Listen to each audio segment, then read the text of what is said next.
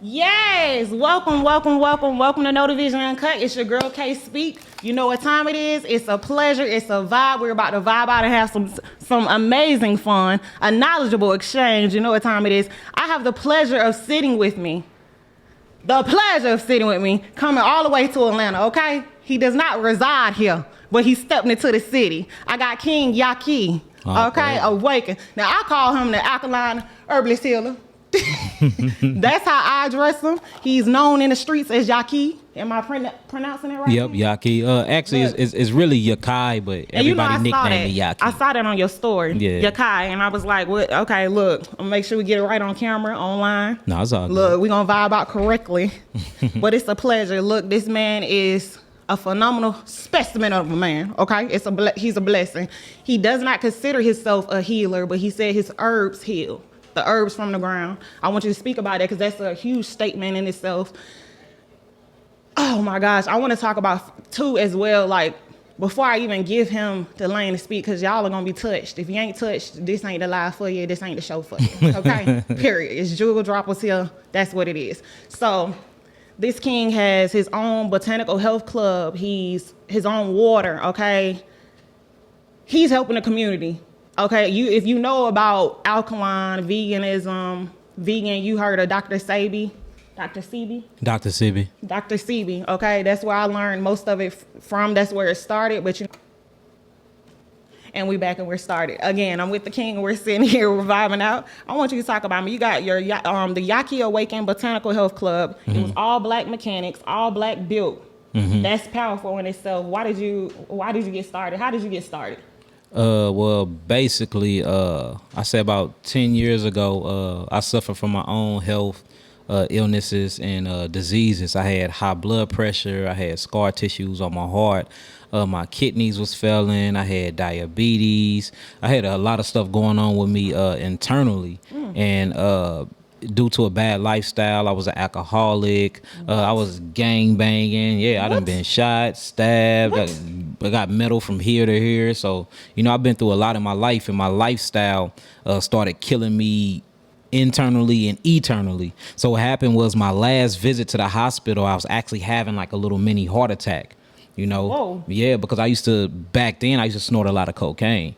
I'm from St. Louis, and that's a thing. We got where he from. I'm from St. Louis, Missouri, and that's a thing out there in the area where I was running at. We didn't do crack or nothing like that. We sold crack, but we actually snorted cocaine. So I started. It's a difference. Yeah, it's a difference. But I started developing all types of heart issues from that. So I was having a mini heart attack, and I ended up going to the hospital. And at the hospital, the lady told me that if I snorted another line, that it was a probability I probably was gonna die, because I was already in there for so many heart problems. I had scar tissue on my heart, literally. So I ended up going home. I don't know, and they told me that several times, but at this particular time in my life, I don't know if my consciousness was expanding, but I took heed to it and it scared me. So I ended up going home. I threw away all my dope, I threw away all my crack, and I threw away all of the cocaine that I was snorting. And I sat on the couch and I just cried out. I cried out to God. I'm like, God, show me a path, show me the way. So what's ironic is I sat on the couch later that night and I turned it on YouTube. I had all these diseases going on. I had all these medicines, high blood pressure pills, messing up the side effects, couldn't get an erection. All types of stuff was going on. And Dr. Sabi talked about that. Yes, and it was happening from my blood pressure medication. So I had all the medicine. I threw away all the dope, all the cocaine, everything. I threw all that stuff away, but I still had my medicine. So I sat on the couch, cried out, and something said, look, you don't have to take this medicine. So I got on YouTube and I started typing in natural healing. So first this Caucasian man, an Anglo-Saxon, popped up, and I listened to him, but it was too boring. It didn't resonate with my spirit. But after, on YouTube, after a video is over, it suggests another video. So guess who popped up? Dr. Sebi. I'm telling you. So when he popped up, I pushed play and I was listening to him. And like he gave me hope, like he straight gave me hope for like the first time in my life. I done been to church, I done been to comedic science, I done been through all religions, and for the first time in my life, I felt hope. But at the same time, I was doubtful. I'm like, hold on, you cured HIV, AIDS, sickle cell anemia, leukemia. I'm like, get out of here. You know what I'm saying? He's selling wolf tickets. He just trying to make him some money. Right. But the more and more I kept listening, it made sense to me.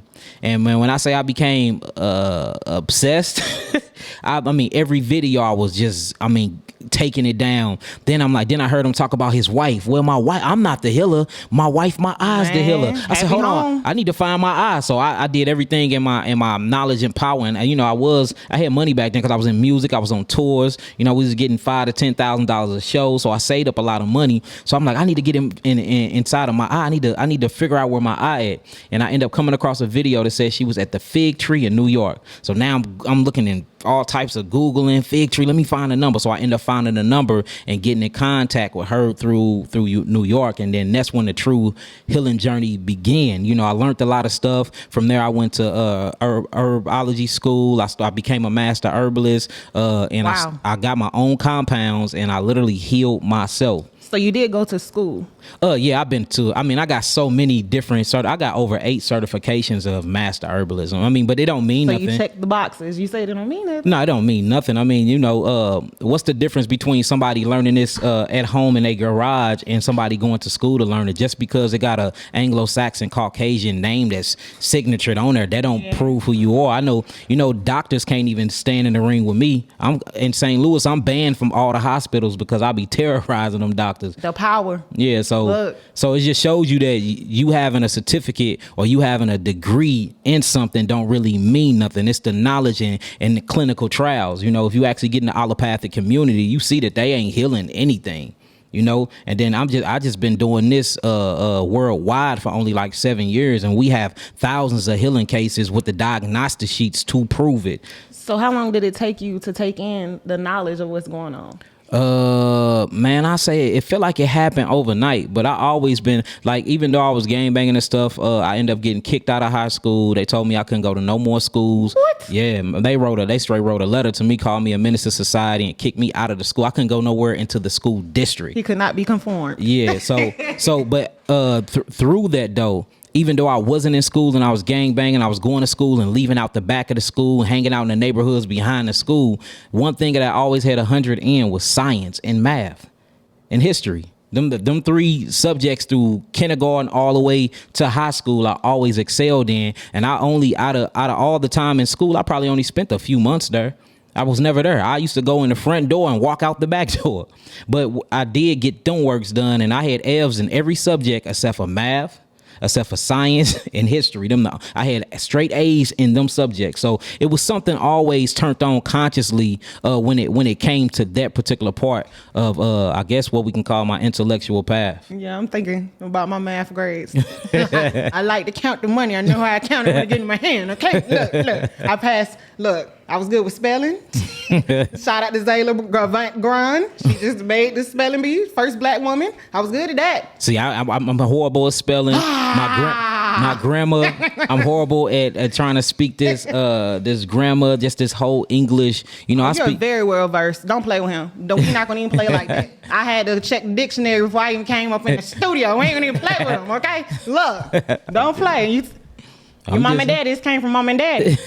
Hey, for real though, I can't really articulate in this language. I feel like my consciousness, I feel like this language is too small or too compact to even be able to relay what I'm trying to express from my consciousness. Did you hear what he just said? A lot of time you catch me saying words that, you know, don't match what I'm trying to say, or I end up making up my own words. Genius. You know, hey, look, I guess we call it that. I ain't trying to compare you to Kanye. But look, what you don't understand is what's seen as, that's not right. That's wicked. Yeah. What's wrong with that? So just because we may not understand how you're, well, I understand it. Look, I ain't gonna speak. I get it. Because Kanye, I don't get it. I'm confused. But this is a genius in its own form. You speaking how you supposed to speak, and it's coming to you how it's supposed to come to you. Yeah, but no, Kanye is most definitely on a conscious level, though. He's very conscious. It's just his frequency. He vibrating at such a high frequency that people can't. They're not able to decode the frequency that he vibrating at. So, you know, things that we don't understand, we automatically demonize or looked at like it's crazy and stuff like that. But Kanye vibrating super high. You know, he say stuff and he's moving like 20 years and 50 years right now ahead of time. So people mindsets, they can't conceptualize the future and how he moves. So they look at him like he crazy, but everything he's saying, just wait 20 years from now, you will see that a lot of stuff that he's putting in play now and a lot of stuff that he's saying now is going to come to pass. Okay, he just what ahead about of his the time. wardrobe? The wardrobe, when you get inside of any type of psychology, you know, you dress to fit your personality. So if you look at the things that he wear, it just matches his personality. He's very articulate. He's very different. He's a rebel. You know, he don't raise to nobody's status quo. So I look at his outfit as his way of expressing his freedom of mindset. Okay. And how do you express it? Do you rock name brand?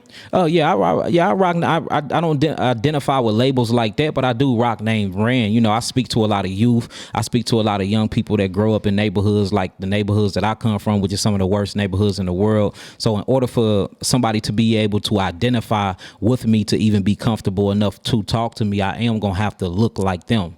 You know, that's real. Okay, he knows how to get with the community. I love it. One thing, you're an entrepreneur, correct? Yes. Full entrepreneur. Full entrepreneur. What is the power of entrepreneurship? Is 7 streams of income. I mean, just last year alone, I made $1.3 million just off of one business. But the power, I'm sitting next to all of this.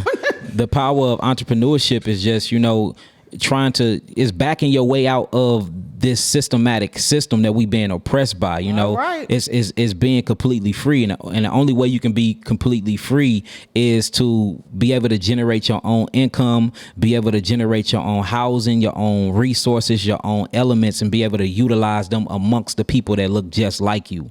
So what made me become an entrepreneur is I had to look at all the systematic racism that's been going on amongst our people and the things that are holding us back from liberation. Housing. And yes, housing, economics, education, religion, freedom of speech, mass media, because they control the medias, they control the information. Correct. You know, so I said, okay, let me create a platform where we can control the information. Let me create food sources and buy lands that grow crops so we can feed our own people. Let us buy water so we can give our own people something to drink. Like, for instance, next week we're going to be in Flint, Michigan. You know, we own our own water now, so we're gonna bring a couple 100 gallons of water out there. And I meant to tell you that too, Nabi. We're gonna be in Michigan next week. We're gonna be in Flint. We're gonna load the truck Water's up. still not clean. And still not clean after all these years. But that's not Flint, Michigan responsibility to make sure that the black people have good water. That's other black people responsibility. So we have to take an initiative to stand in the gap for our brothers and sisters, because we can't expect any other nation of people to govern our nation. You see that? So if you look inside of any nation of people, you notice that it's hierarchy there. They have their own government structure. They have their own leaders. They have their own politicians. They have their own elders. They have their own religion. Even their God look just like them. And any other race, you will see that. But when you get to the so-called Negro race, our God is painted as white. You know, we can't. How can I identify with my God looking totally different than me, or my God is the same color as the people that's been oppressing us for hundreds and hundreds of years? So we have to start changing and conceptualizing our God that's birthed within from our nation. Our people should be able to choose their own gods, even if you're not saying you're following, you know, I call my God Yahweh. Okay, if you're not even following Yahweh, at least make sure your God look like you. So it's just a whole lot of psychological warfare that's been going on with our people. And that's what is breeding all these diseases that's happening to our people, because disease, it starts mentally. You know, everything starts in what we call the etheric realm, and it's by emotion. So every disease have an emotional component. You said that. Look, I had that written down. And we did a live about that. And we've proven this scientifically. We've proven this. Okay. So it shows you that if you were in a state of oppression, you are more susceptible to diseases than somebody that's in a state of liberation, somebody that's in a state of control, somebody that's in a position of power, because then they're viewing their reality in their environment in a total different way than we are. For instance, we go to school to learn how to be more oppressed. We go to school to learn how to be more of slaves. If a Caucasian Anglo-Saxon go to the same school, go to the same class, and learn from the same teacher, built through what his genetic code been through, neutral. He's going to always learn things from an oppressor standpoint. We're going to always learn things from an oppressive standpoint. He go to school to maintain control and to maintain power. We go to school to maintain being slaves. It's a difference because what we have experienced through reality. So he would never. What? I mean, just think about it. If he ride down the street, he don't have the fear of being pulled over by the police and being susceptible to police brutality. So that's gonna make him have a certain persona about himself rather than the regular Negro, young black man driving. He's gonna be afraid when he's driving. He's gonna be likely. Right. His whole psychological process is different. Showing you that education will have to be individualized and it will have to be different according to race and ethnicity. It will have to be. You can't even do that at home. I got a gang of children. I got a whole tribe. I got to teach all of them different because they have a different personality and perception of way they look at life. So I can't, a math problem where I can say 1 + 1 is 2 to my son, I'm going to have to say, look at these 2 ducklings and look at the other 2 ducklings. Now count the ducklings. How many ducklings do you have? And then she'll say 1 duckling, 2 duckling, 3 duckling, 4. See, that's a total different process, but I can just say 2 + 2 is 4 to him. He'll get it, but she's going to have to be visual. You got visual learners. People say, oh, okay, I see what you're saying. You see that you have sound learners. People like, oh, okay, I hear you. Then you got emotional feel learners. People say, I felt that. Hands on. Yep. You see hands that? On. I gotta write it down. But it's all psychological processes that's going on within our people because we are psychological people. Yes, and when you spoke about conforming in the school system, how you teach your kids, you don't, like, one thing he said is he doesn't force conforming. You don't force one way of teaching. You can't. They never did that in the school system. I got in trouble all the time in school for the teacher would teach one way. I would learn how to do the problem another way, but because it wasn't the way the teacher taught me, I got an F. Yeah, see, it's so all the time. But that's European concepts and constructs, and we are trying to break that whole entire system down and bring our people from up out of it. I'm in a mindset now and it's liberation of death. If you go back into ancient Africa, to ancient Kemet, to the ancient Hebraic lands, you will see the way that they taught their children was different. You know, there was multiple children. It takes a village to raise children. So one student had 12 teachers that all was present at one time. You see what I'm saying? They all, and sometimes you had to learn separately. And you will see the way how smart we is and how intellectual we is in Africa. At 12, you went through something called a rites of passage. See that they give you 12-step programs or they give you 12 grades, right? By the age of 12 grades. Yeah, but in Africa, they give you 12 years. At the age of 12, we was graduating from high school already. Okay. Because the way that the information was presented to us. It's a difference. Like I'm saying again, schools in this system, in the European system or the European construct, or what I'm going to call the Babylonian mindset, is made to keep us oppressed, depressed, and suppressed. But the school system or the education system, or what we call the rites of passage that's in the land of Africa, that is literally made to liberate you before you 12. Because the whole thing is we must get to the mindset of the child before she comes on her flower or before that blood starts coming. Because once the blood come, estrogen is released. That estrogen is a cellular proliferator. So what it does is it grows her breast, it widens her hip, it makes her butt fatter, it gets her whole vagina canal ready to give birth. That's a maturity at her age. She's supposed to already know how to cook, already know how to clean, already know how to, and that's the reason why you will see in African tradition that the women, they put the baby girl in front of the village at a young age. That way, when she made it to 12 years old, if she can run a whole village by herself. Same thing with the boy. The boy went through a process at the age of 12. They literally took him and dropped him off somewhere in the wilderness. And if he made it back home after a couple days, then that means you have a right to be a man. Now you can have your own family because you know how to protect yourself. You protect yourself for the wilderness. Now you can have your own family because you fed yourself miles and miles away from your tribe. So now you know how to provide, meaning you know how to hunt or you know how to pick fruits. You see that? Mm-hmm. Okay, now you know how to use herbs because I'm pretty sure in these hostile environments you hurt yourself, but you know how to patch yourself up with the Judah root and all types of different leaves. And when you got back to the village, they all had a big old salute for you. They celebrated for you, and that was your graduation. School in America is way different from school in Africa. We weren't learning math and English and stuff like that. We was learning how to survive. Half that math and stuff they teaching to us, we don't even use it today. Exactly. So what is it in the schools for? You know what they need to be in the schools? Financial literacy. I was about to say business. You see that? The actual intellectual properties of credit. You know how to learn how to secure actually things that is backed by gold, backed by silver, backed by value, and value need to be a whole nother system inside of the school system. Just value. How do you love yourself, and what is value to us? Value for us is $15,000 watches and gold and chains, and we don't know ourselves though. You see, and that's the problem. That's what's going on with our nation. We are the only people. If you ask a Chinese what's his nationality, he's going to say, "I'm Chinese. I'm from China. I speak Chinese." You ask a Japanese, "I'm Japanese, I'm from Japan, I speak Japanese." You ask an Irishman, "I'm Irish, I'm from Ireland, I speak Irish." You ask a so-called Negro, he will say, "I'm African American and I speak English."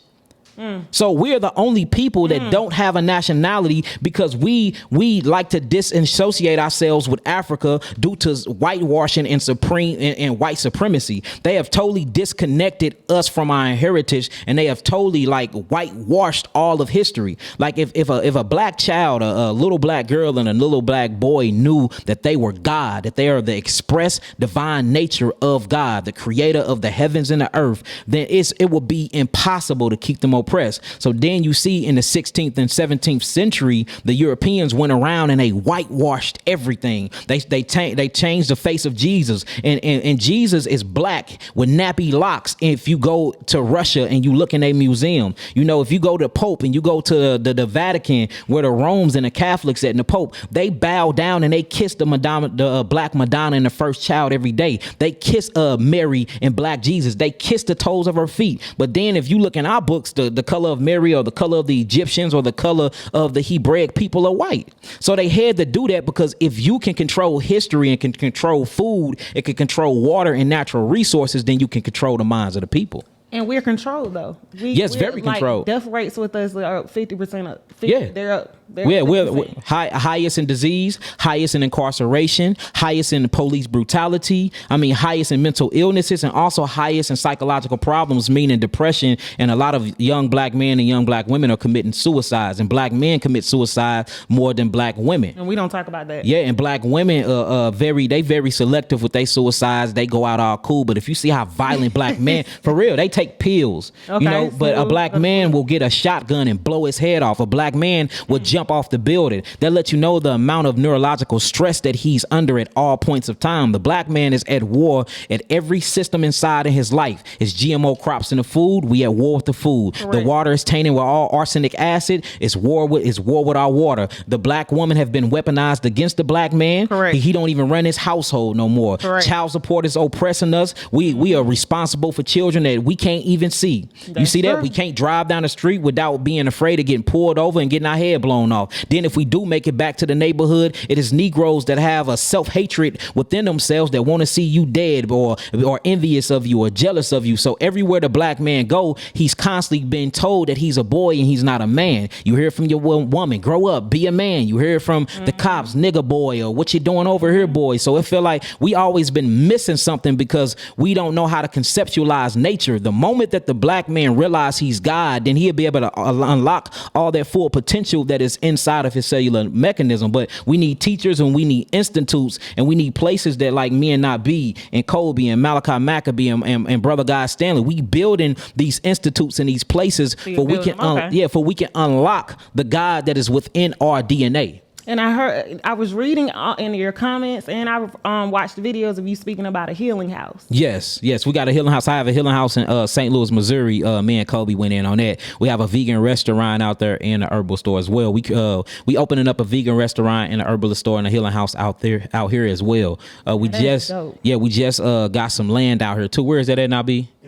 In Augusta. So some land out there, crops already growing out on the land. We got some fresh thermal in earth water from Michigan, and that's the reason why we have to do our due diligence.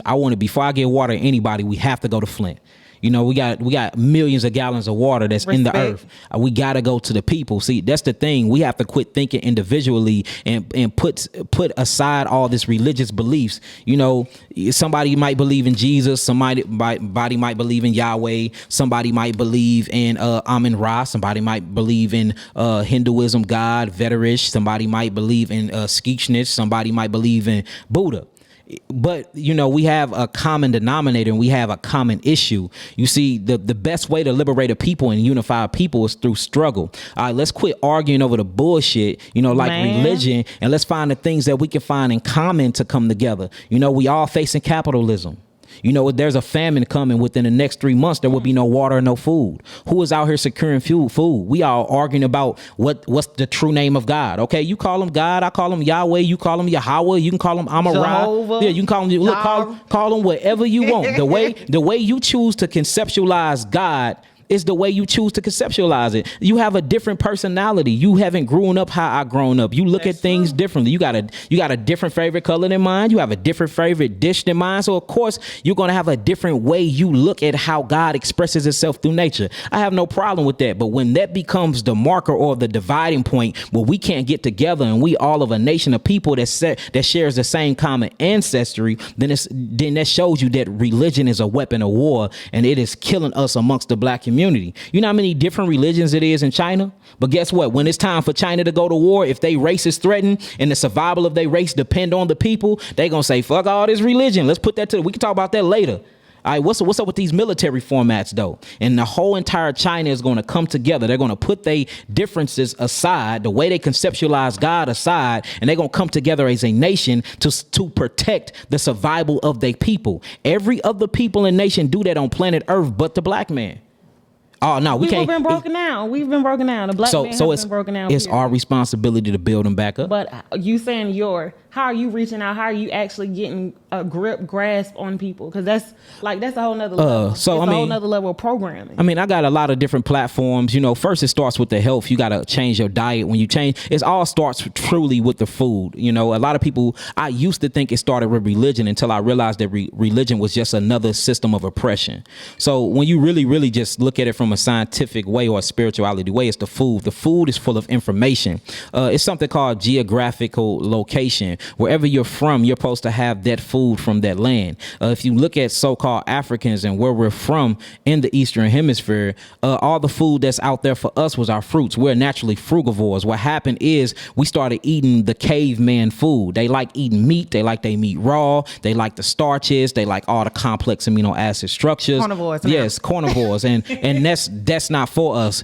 Anybody that eat meat, you automatically kill hertz in your body. The body is electric. You know, every cell in your body have electrical stem cells in it. And what happens is this is what creates something called melanin neurotransmitters. Well, your body's electric and it vibrates at a resonance at a certain frequency. So when you eat meat that is full of dead blood corpuscles and it can't break down in your stomach because the hydrochloric acid or the pepsinogen as it's released from the stomach is not hot enough to break these things down, then what the food does is it turns into pus and mucus, and this mucus corrodes the electrical conductivity in the body. Have y'all ever seen acid on the battery? Yes. And the car won't start up, or it'll start up and then it'll short circuit because of the acid on the battery. Right. Well, that's the same thing that happened to us because this is not me. This is my body. This is an avatar. This is a vehicle. Mm-hmm. You know, I'm projecting through this body. You know, if I pinch you right now, I didn't pinch you. I pinched your body.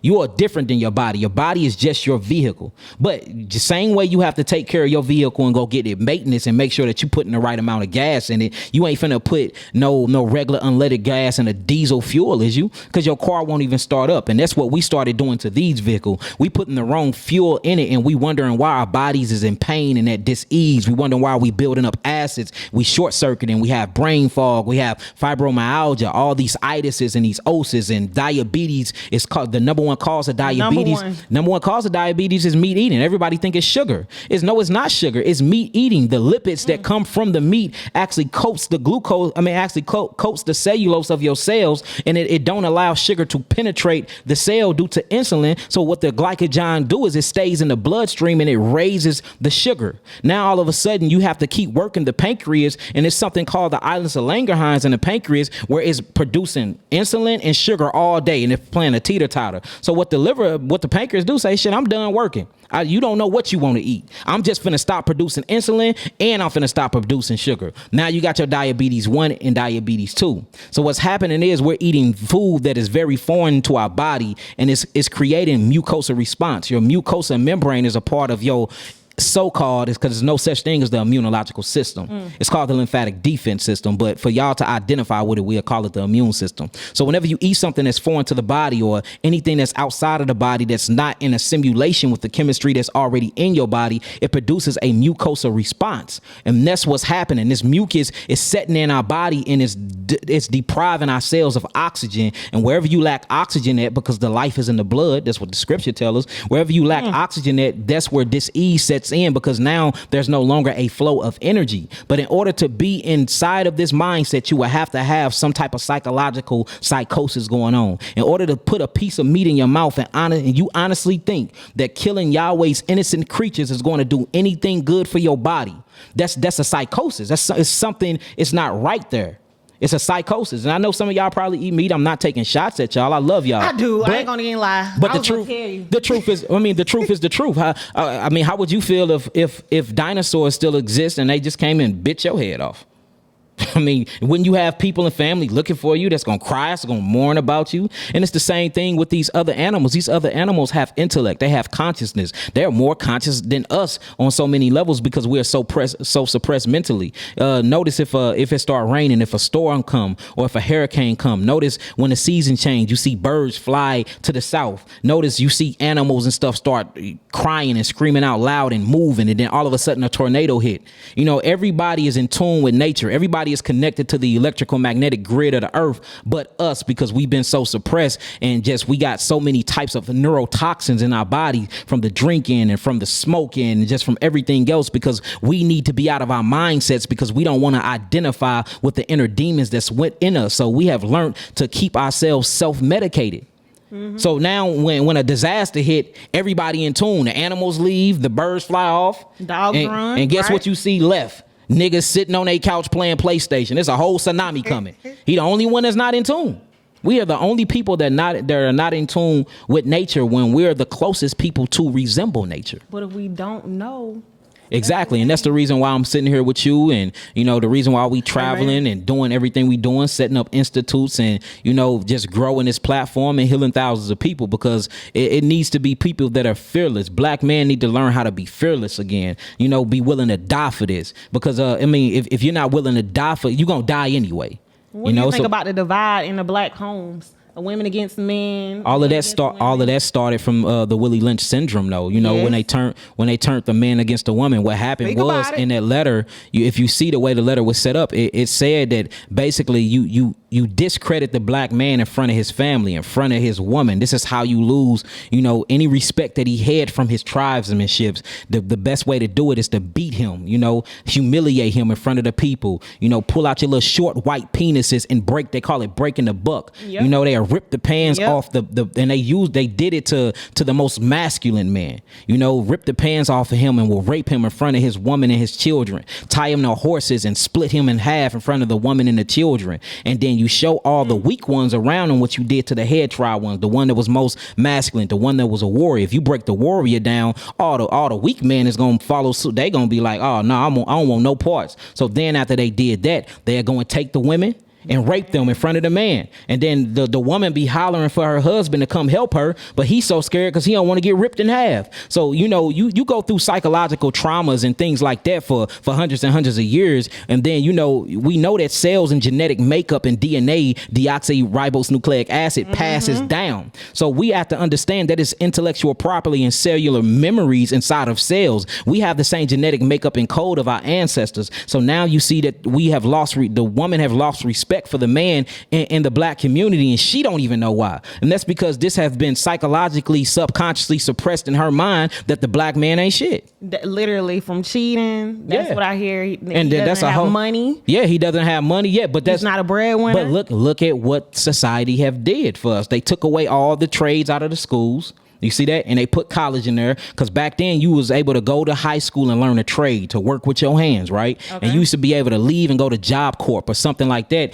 And I mean, fresh out of high school, you had a $30 an hour job being an electrician, being a carpenter. So you can go home and you can take care of your family. So they said, so this is Actor Hoover and them was in office. They said, what is a way we can bring this system down? Because a lot of the people, the black men and women that was learning trades, they were funding black malicious groups. They was funding the Black Panthers. They was funding all type of coalition movements. And once the presidency figured that out, they said we need to make these niggas broke because they giving all the money away to militant, rebellious black men that was rising up against the system. So what they did was they deindustrialized black people. They literally took all of the plants, because there used to be all factories in our neighborhoods. They took them all out of the neighborhoods. They took all the skills out of school. So now you can't go to school to learn trades no more. So now what the man left to do, he either left to go sell drugs or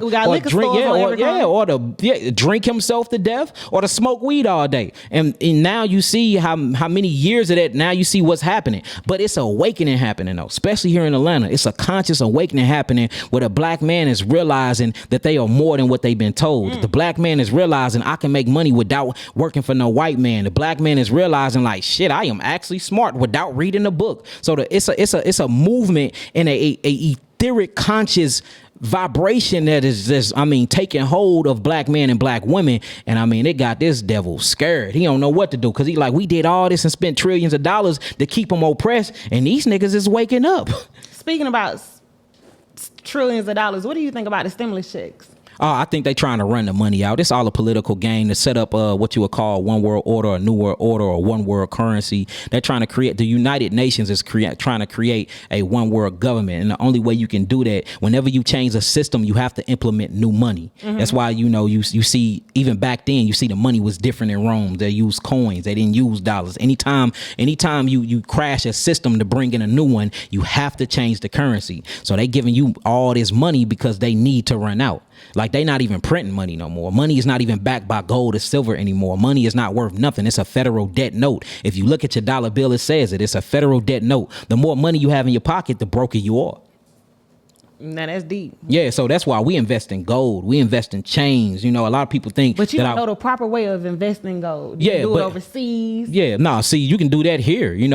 For instance, me and my wives, we spent probably $50,000 last year just on gold. This year alone, I probably spent like $26,000. He said, "Wives, we're gonna get to that."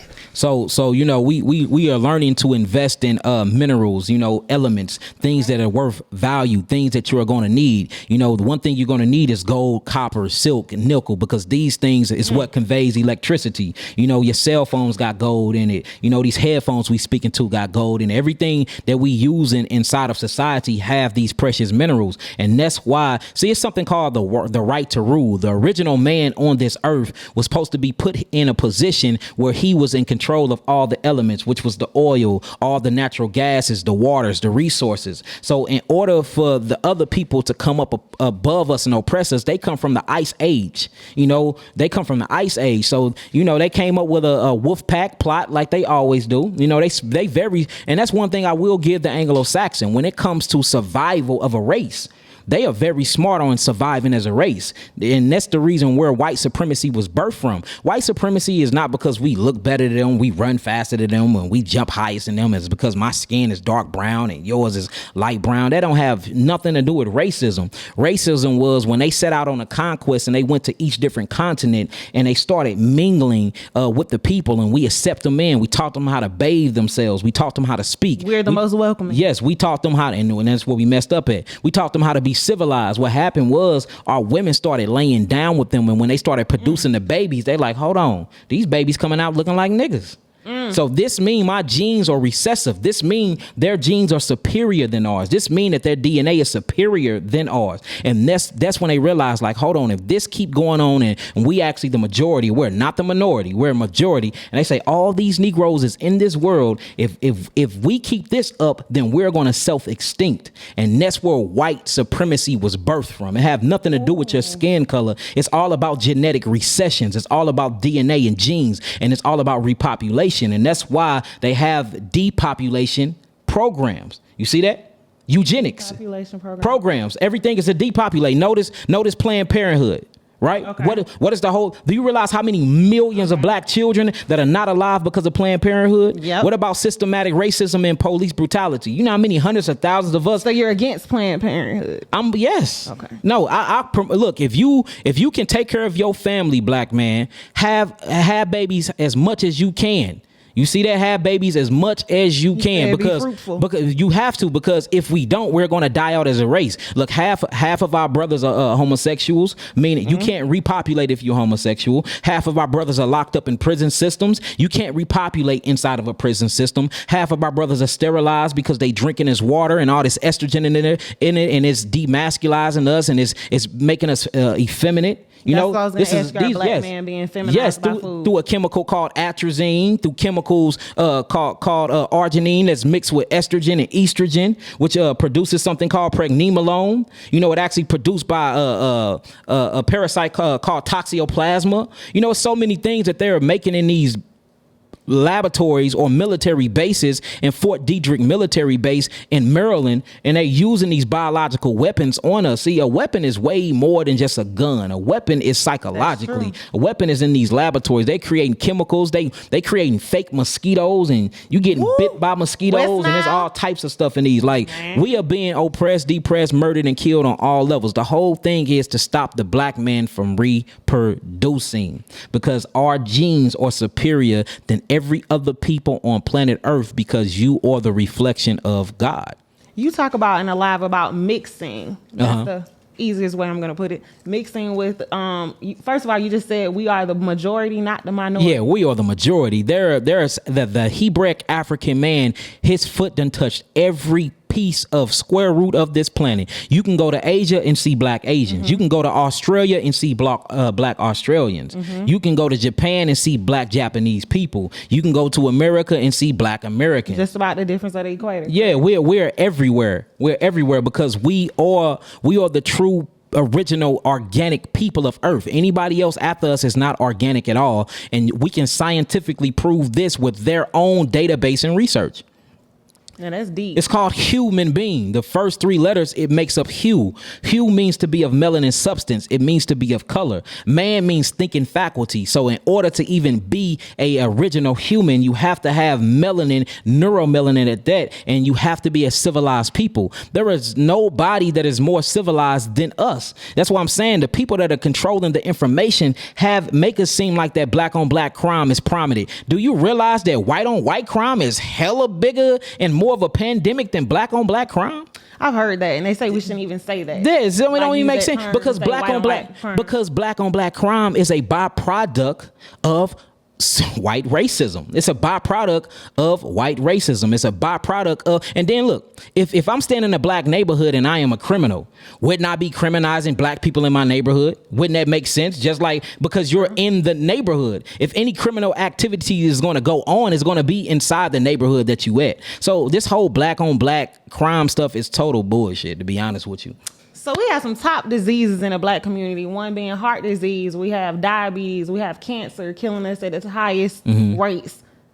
How do we change that? Even on your lives, you talk about a lymphatic system. A lot of people in your lives are asking about swollen lymph nodes, herpes, HIV. I mean, we heal so many HIV cases, especially in Atlanta now. There's been a lot of brothers, a lot of homosexual brothers too, that's been reaching out. And we've been healing a lot of them of HIV. It's unfortunate. We've been healing a lot of people in St. Louis. I think that's where we get the most herpes cases. You know, St. Louis, as little as it is, we are the number one for STDs. Wow. Yeah, but and you look at half of these STDs are not sexually transmitted. Again, the mass media. The media is a tool of sorcery. That's why it's called spell casting, or broadcasting. They're casting spells. It's called the teller of visions. The messages in the movie get the picture.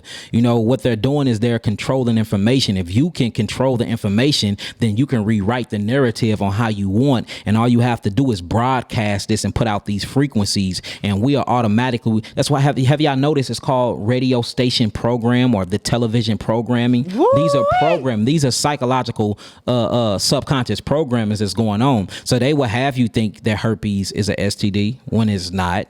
They'll have you thinking, I'm gonna break that down. Okay. They have you thinking that HIV is a STD when it's not. You know, they have you thinking AIDS is a STD when AIDS is the cause of any chronic illnesses that go from the acute to the subacute to the chronic. And then after that is degeneration. The degeneration or the degenerative lymphatic system is AIDS. You know, and I know this because we have the trial studies. We're in the hospitals. We in the healing homes. We are healing these people of these diseases. And they have been diagnosed by the doctors that they had these diseases. And then they go back months later and get another diagnosis by the same doctor that says they don't have it no more after they go through the psychological detoxification and the physical detoxification. So herpes is caused by a protein. Any virus is a protein. We are prokaryotic cells. Proteins are bad in our bodies. What we need is simple amino acid structures, because even though our bodies come from the earth, our spirits, who we are, come from the heavens. We don't even come from this realm.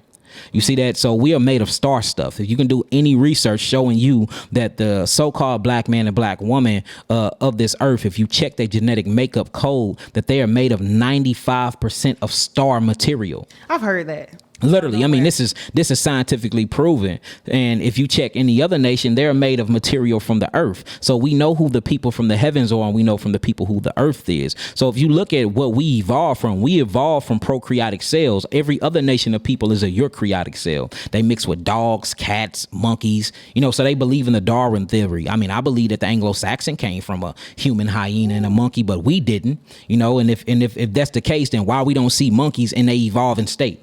Well, I don't see a half monkey, half man walking around here. Showing you that but see, the people that oppress us control our information. So herpes, if you look up the Latin word for herpes, it means the creepy crawler. So herpes is not only a virus, herpes is a parasite. It comes from something called a fluke hemith worm. We pull them out of people all the time. So a lot of people are trying to treat herpes as a virus, but you have to treat herpes as not only a parasitical infection, but as a psychological problem and trauma to the nervous system as well, because that's what the hemith worm does. It burrows itself into the spinal column, and then it makes its babies there, and then it lives throughout the nervous system. And whenever the so-called immunological system fights and tries to kill the protein that this hemith worm is eating off of, it gives itself a mucosal response. And the mucosal response is the body trying to cleanse itself of the parasite. And this is where you actually get your breakouts from. So it's a parasite called the hemith worm. I have did extensive research on it. We need to straight start publishing this information, and just check out all my research on herpes. I did so many lectures on herpes, so many healing testimonies on my social media about herpes. It's people speaking from themselves, showing how they had it, how they don't have it no more, how they tested positive, now they're negative of it, going through our geogenetics herbal therapy and putting them on an all fruit diet. So herpes is the creepy crawler. Look it up. In Latin, it says the creepers, showing you if it's creeping, it's a creeping thing, then it's biologically living, because it's a parasite. So I came across YAH'KI. Okay, I say YAH'KI because it flows just like I. No, you can say YAH'KI. It's all good. Are you sure? Yeah. Look, King YAH'KI. I came across you. I was on a Facebook page called Alkaline Vegan Girls. Okay, and a woman posted chemo and CMOS. Under the comments, they went at her like, basically, you can't do Western medicine and natural. But under it, somebody listed you. So this is how I found this, King, y'all. Somebody listed you and listed your testimonials about your healing, and basically told her to reach out to you about that actual question. Yeah. So can you do both? Can you do Western medicine and natural medicine? You can't. That's like trying to serve two gods. You can't do both. Because most of these medicines is made from oil, crude oil. John D. Rockefeller is who funded pharmaceutical companies. And when he formed these pharmaceutical companies, he owned a lot of oil at the time. The oil wasn't selling like it needed to, so he said, "Well, I need to, break into a new industry and make more money." So his evil, wicked self had a plot and plan to use most of the crude oil to start creating certain type of pseudo pharmaceuticals for the people. So if you look at what oil does, just regular oil from cooking oil, what it does when you heat it up to a high temperature, in order to even break down oil, you must break it down in 350 degrees Fahrenheit. What it does is you can't break it down in your body, and all types of side effects come from it because the body don't know what to do with it. So you get all these different side effects, or what we're going to call detox symptoms from it, because I don't believe in the illusion of disease. Disease is another narrative narrative that was painted by white supremacy. When the body is at disease, that is the body trying to get rid of foreign chemistry that's in the body. And when the body is trying to get rid of it, it's comes something called a fontanelle, where it's called an alternative route of elimination. And where, you know, my skin might want to eliminate things, and they call these bumps, they call these measles, they call these chicken pox, they call it psoriasis, they call it acne, they call it eczema. You know, that's just my skin taking a poop. When you get headaches, that's the pressure, because you're a combustion chamber. You're not only electrical, but you're a sound wave frequency too. So when you get headaches, this is pressure that's coming from your transverse colon. You know, that's because your body is trying to relieve pressure. Whenever your body goes through a state of elimination, the body gets symptoms from it. You then go to the doctor because of the symptoms, and then these wicked bastards will label your symptom a disease based off of the symptom and the location that the symptom is in your body. But these symptomologies are nothing but your body trying to heal itself. So we're a natural healer. Your body is a natural healer, yes, because you are a goddess and y'all are God. So of course your body heals itself. That's why I say God is real. If you look around, you got to know God is real. Yeah, you don't have to look in the sky for God. You know, I can find God just by looking in that brother's eyes right there. And speaking of, hallelujah, you heard that? You are God. Hallelujah. Now, speaking of, we're talking about herbs. Do you believe in weed, marijuana? Yes, of course. But I don't believe you're supposed to be smoking it. The moment that you put fire to any type of plant, it becomes a chemical. The body have to go through something called a metabolizing process, and this is by way of the digestive system, the pancreas, and the thyroid and the parathyroid. Whenever you eat something, your body goes through a digestive process, and these things create heat and friction. From these heat and frictions, it's a byproduct that's created from it. For instance, if you put gas and oil in your car, which would be water and blood, right? Gas and oil is water and blood, right? The byproduct from the gas and the oil is carbon dioxide that comes out of the tailpipe, right? So what is the tailpipe to your cells? Yeah, because if you died, we sat in the garage, you'd die from carbon dioxide. Yes, you see that? So this shows you that the byproduct of these things that we're feeding our body creates something called toxemia. Well, you have to have a limited factor to get rid of the toxemia that the body create, even if it's alkaline. You can eat an alkaline apple, you can eat an alkaline banana. Guess what? The alkaline apple and banana is going to leave back a waste. This waste cannot stay in the body, because the longer that the waste stay in the body, it corrodes the cell. If it corrodes the cell, the body is going to try to get it out. Well, how do the body get it out? Through detoxification symptoms. The symptom is a mucosal membrane response. Once the mucus come to that area and you still keep eating the same things, and you're not fasting or not taking herbs to help this elimination process be expedient, the mucus then covers the cells and starts sucking the cells of oxygen. And that's where your disease set in at. It's all the deprivation of spirit, or what we call etheric spirit, or oxygen, prana, the Holy Ghost, whatever we want to call it. Once the life is outside of the blood of the body, death set in. That's why you see diabetics have to get their feet and stuff removed, because oxygen is not being conveyed through their circulatory system through the blood. Wherever the blood at, that's where oxygen's at. So what mucus does, mucus is actually a defense. We just don't know how to let mucus do its job. We want to keep eating the bullshit while the mucus is trying to cleanse the body. So it's called excessive mucus buildup, because mucus is what gets everything out of the body. That's why you have coughs. You're breaking up agglomeration. That's why you sneeze. You're getting rid of antigens that's in your mucosal membrane. That's why you have a runny nose. Mucus is getting rid of it. That's why you have mucus in your urine. That's why you have mucus in your poop. That's why you have mucus coming out of your skin. When you wake up, you have mucus in your eyes. You get boogers. You get earwax. All of these are different forms of mucus, and the mucus is inside of your body to cleanse every single cell in your body. It's called the great lymphatic system. And you talk about the lymphatic system going with lymph nodes. Yes, because that's how I was able to heal HIV, AIDS, sickle cell anemia, leukemia. We didn't heal everything but blindness. And we've been working with 3 clients, and now one, he's starting to able to see the formation of his hand when he look at it. So I believe that we finna have our first healing of blindness within the next couple of months. We've been working on him for about a year though now. You hearing that first on No Division Uncut? Look. Yeah. Y'all most definitely hear that first on here. So we most definitely gonna get him he gonna have a testimony. He's so excited. He gonna come up, he gonna speak, and we gonna show his papers. He's been blind most of his life. So how do you get the stomach to do this? Get the stomach to do what? What is the worst side effect that you've seen with cleansing, detoxing? We done seen aborted babies that the body rejected, that they thought they got rid of, that's still been in the body. I done seen babies fall out of the Wow. vagina cavity. We done seen so many worms, hookworms, fluke worms, tapeworms. I mean, look, literally long worms come Coming up out of the body? Coming out of the body.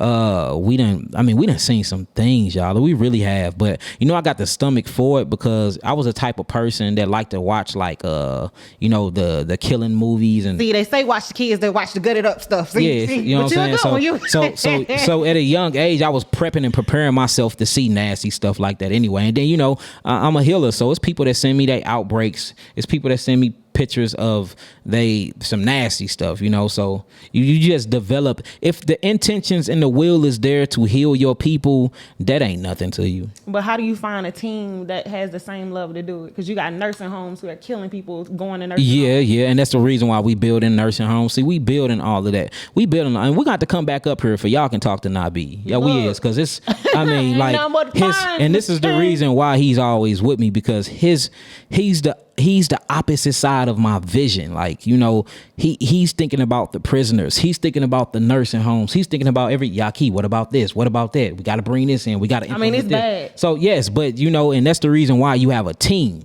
And when it comes to that particular side, that'll be a Nabi interview. So most definitely sit down. Look, you know I'm about to go. The nursing home, that bothers me. No, sit down with Nabi and talk to Nabi about that. He can talk and explain this project the way he got that we incorporating with YAH'KI Awakening and the Risen Black Messiah movement. I mean, the shit is fabulous. So is it ways to get on with y'all or volunteer? Oh yes, most definitely. The website is being built right now. Shouts out to my brother Nigel PJ, which is introduced to me by my best friend and my business partner Kobe Pegway.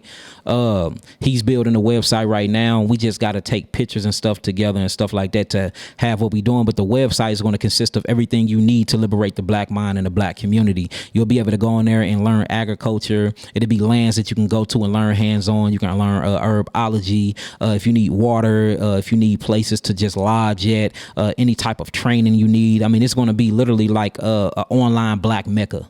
I mean, this is huge, and y'all are hearing this from a black man. That's praise in itself. We don't think we can do this. Yeah, but I mean, you can't do it by yourself. I don't want to sit up here and act like I'm doing any of this by myself. I have a beautiful family behind me that's backed by morality, Amen. That's backed by loyalty, that's backed by just pure love and intentions for the black community, you know. And that's the reason why I connected to Nabi so much, you know, because I seen his vision and how he loved the people. And I'm like, I've never really experienced love like that for the people, and how I love the people only through like 4 other brothers. So when he came on board and just his vision and how he loved the people and he wouldn't worry about himself, I'm just like, man, it's what we need. He like, you can pay me later. Let's do this first. And I'm just like, no, I ain't gonna do you like that. But I'm glad you put that out there, and just to see his go, you know, he in his 50s and he move around like me. He up when I'm up, you know.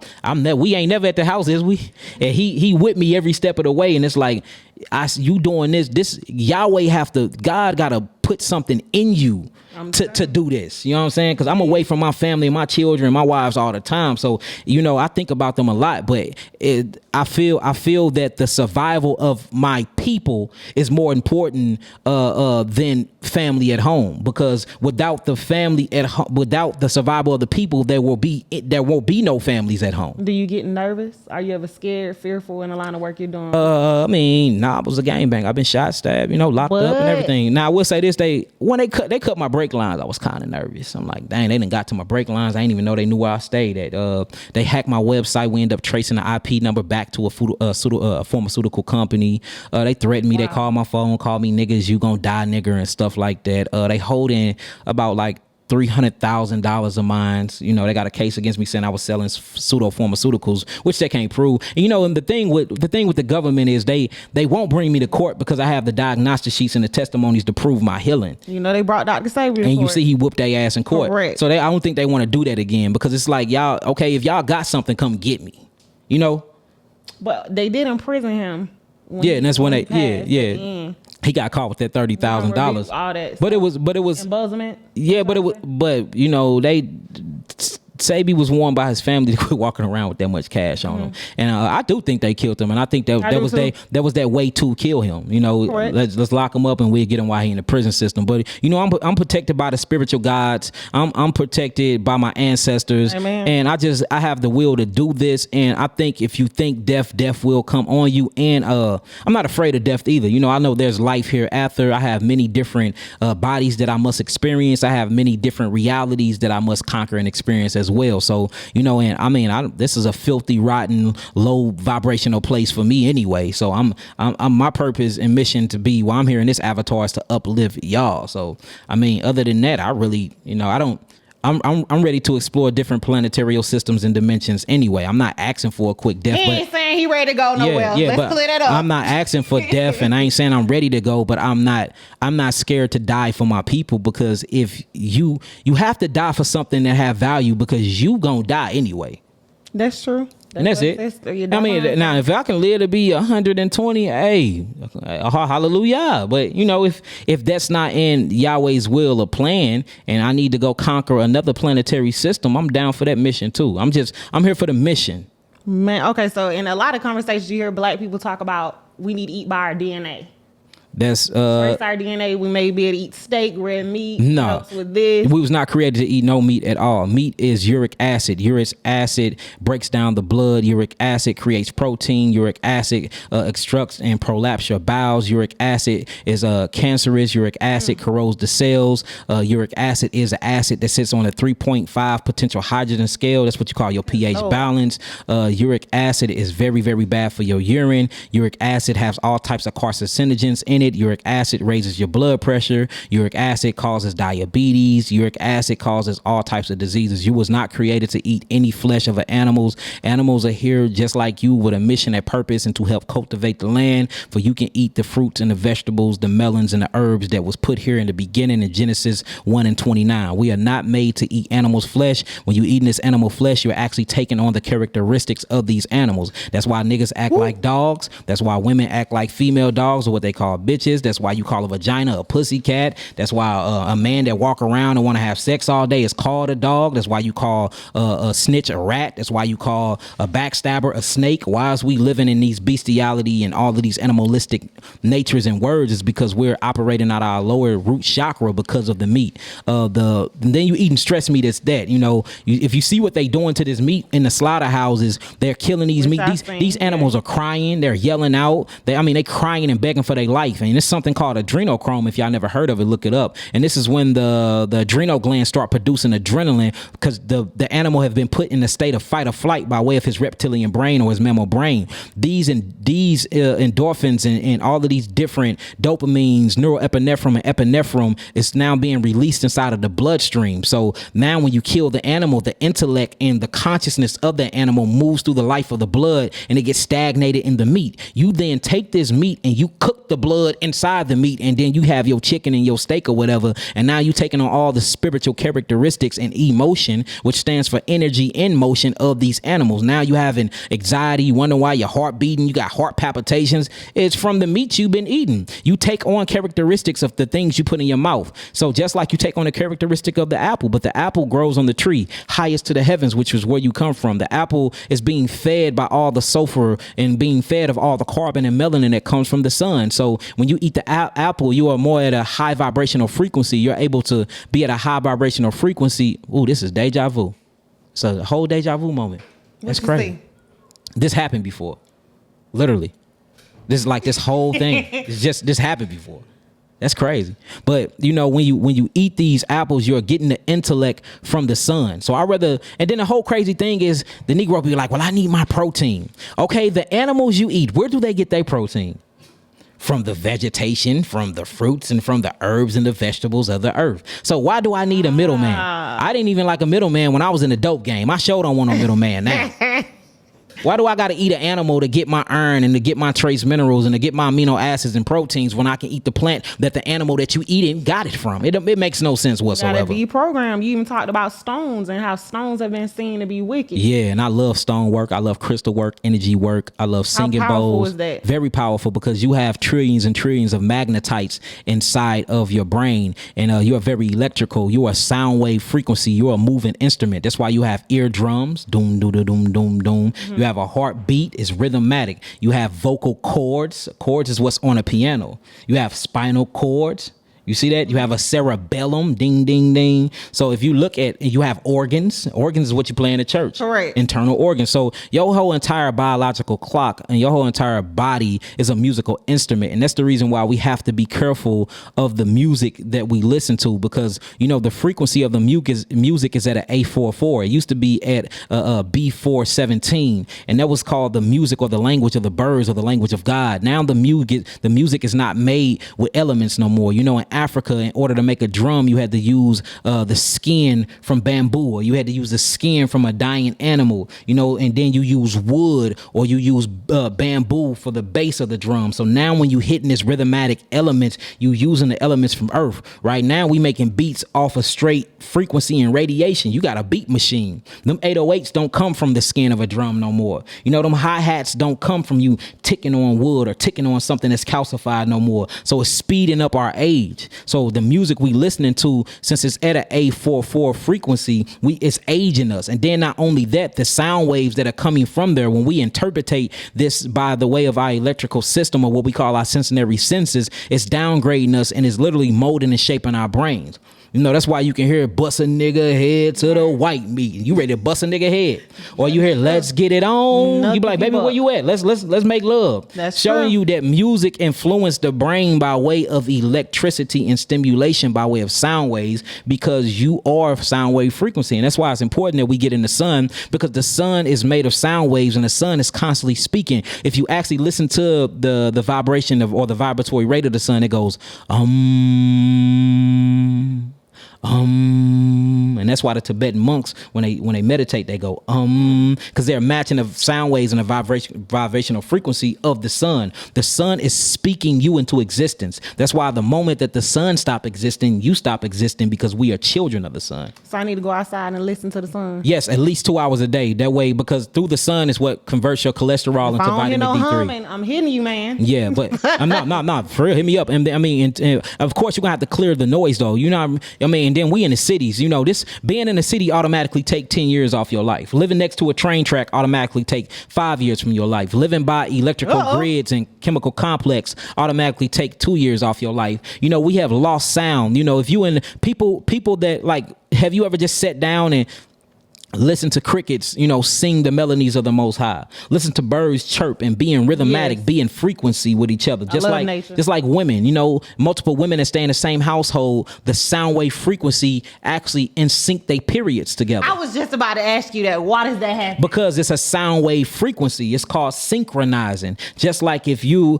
say if you had a cricket, it's a doctor. I can't recall his name right now, but he's into sound wave healing, where he heal you through sound waves. And how he figured out this, I think his name is Dr. Pielo.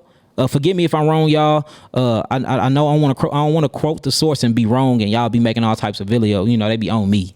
So Yeah, I don't want to they say do. the word. I don't want to say the word wrong, but I think his name is Dr. Pielo or something like that. If y'all got it, put it in the comments board. But anyways, how he found out that sound and we were made of sound. He was working in his car garage, and the car garage had a roof leak on it, and whenever it rained, you know, the water drops used to go doop, doop, doop. And he noticed that crickets used to come in outside. They was offbeat from the water drop. But when they came inside of the garage, they would chirp with at the same exact time as the water drop would hit the bucket.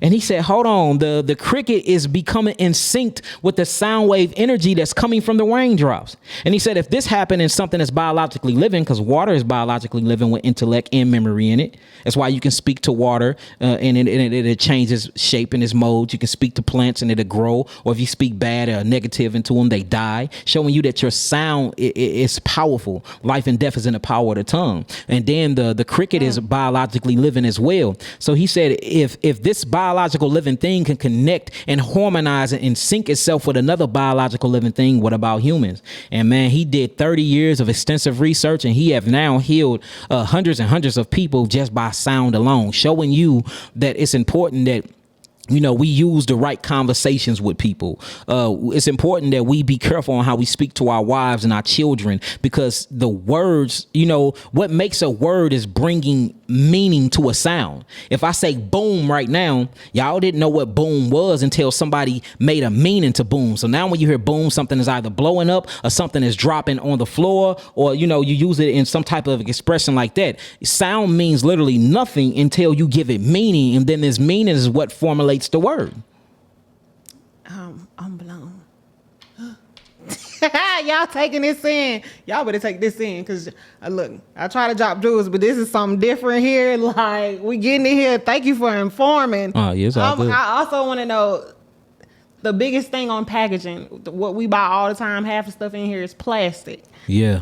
What's the difference between plastic and glass? Glass is biodegradable. Plastic is not. Okay. That's the big difference. Plastic is made from oil and all types of different toxic extremities in the earth. It's made from the byproduct of things. Glass is not. Glass is literally like a salt. Glass is like a mineral. It's a molecule. You know what I'm saying? And it preserves things, and it don't give off fumes. You could put a glass bottle of water in the car, and the sun would do something totally different than when you put in a plastic bottle of water in the car.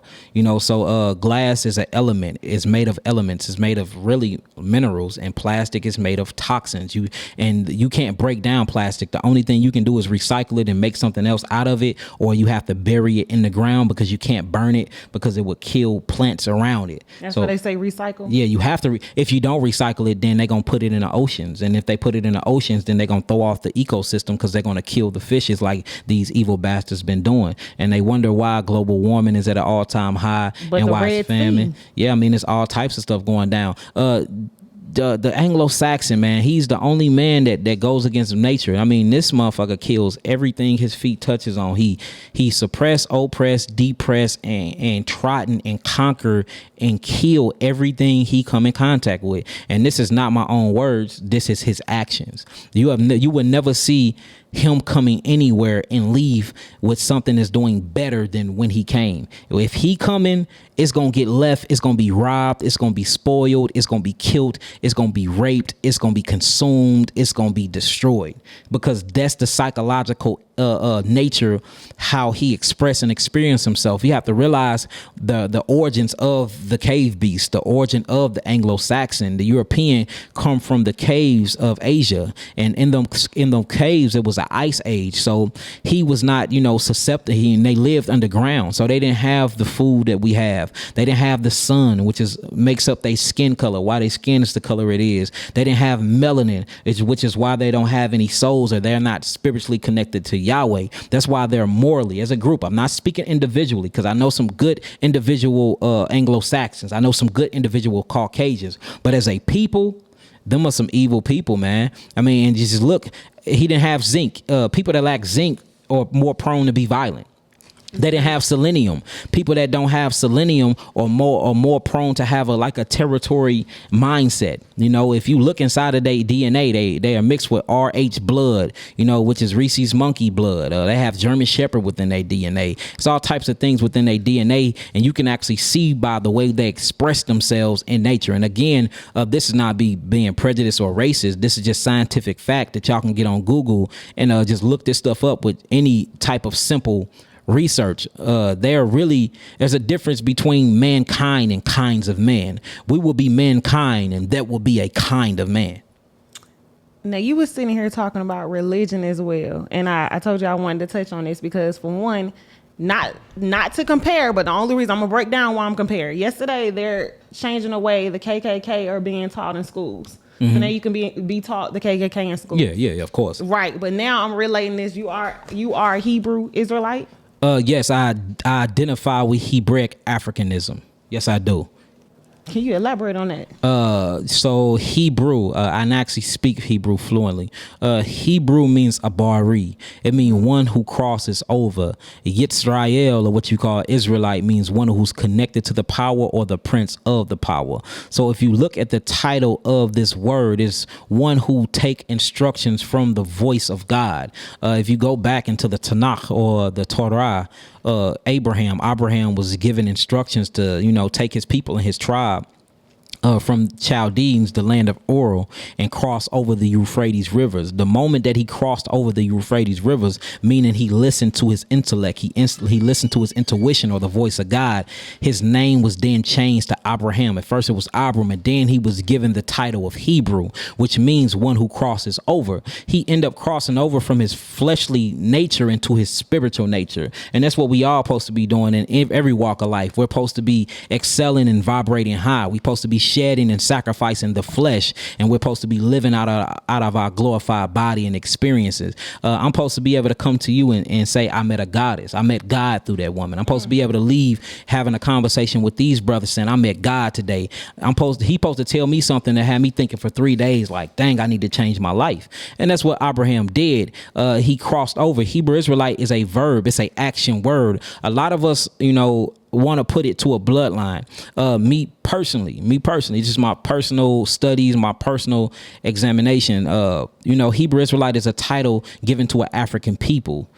So first I'm African before anything. If you look at Noah had 3 sons. He had Japheth, he had Shem, and he had Ham, and they had the same father and the same mother, for those who believe in the Bible. I know it's a lot of people that follow me that believe in different ideologies, and I still love you, and we still can build and grow. Right. Long as you're not into homosexuality or you're anti-nature or you hate your brothers and your sisters, we can build. And if you is into homosexuality, we can sit down and we can talk, and we can create a program and a detoxing program to, reprogram your mindset, because homosexuality is anti-nature. I'm not here bashing y'all. Half of y'all have been through some things in y'all lives, have been molested and touched on by other grown men. So I understand the reason why your sexual preference is the way it is. But, what's wrong is wrong. And if it don't complement or assimilate with nature, then we will have to say that is a negative aspect in this reality, because we have to be fruitful and multiply, and you have to be able to reproduce, because our race and the survival of our race depends on that. So I'm not sitting up here acting like, I hate anybody that's gay. That's not the truth at all. I love y'all just like I love any other brother, but there is a psychological psychosis there that we will have to deal with. So if you look at Noah and his 3 sons, all of them had the same mother and the same father. Well, if you get to certain teachers of the Bible, which shouldn't be teachers at all, they will have you believe that these 3 people that had the same mother and same father came out to be 3 totally different races. And I don't identify with that. I believe that Ham is my brother. If I'm saying I'm Shemitic, then I'm saying Ham is my brother.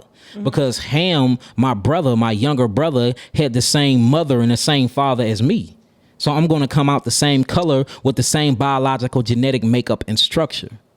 So I identify with Hebraic African. I don't disassociate myself from Africanism. I don't separate myself from the African over in the motherland. I embrace them and I call them my brother, because guess what? If I get my DNA tested, my black ass going back to Africa. I'm not going back to Asian. And I didn't even get the question out, because the question was, Hebrews are how I told you when I was informed about it, when I saw videos, I thought it was a cult. All the videos look scary. Mm-hmm. That was what you were told, that they were going against the grain. Yeah, that's the religion though. I'm not a part of religion. Okay. Yeah, that's religion. I don't believe in religion.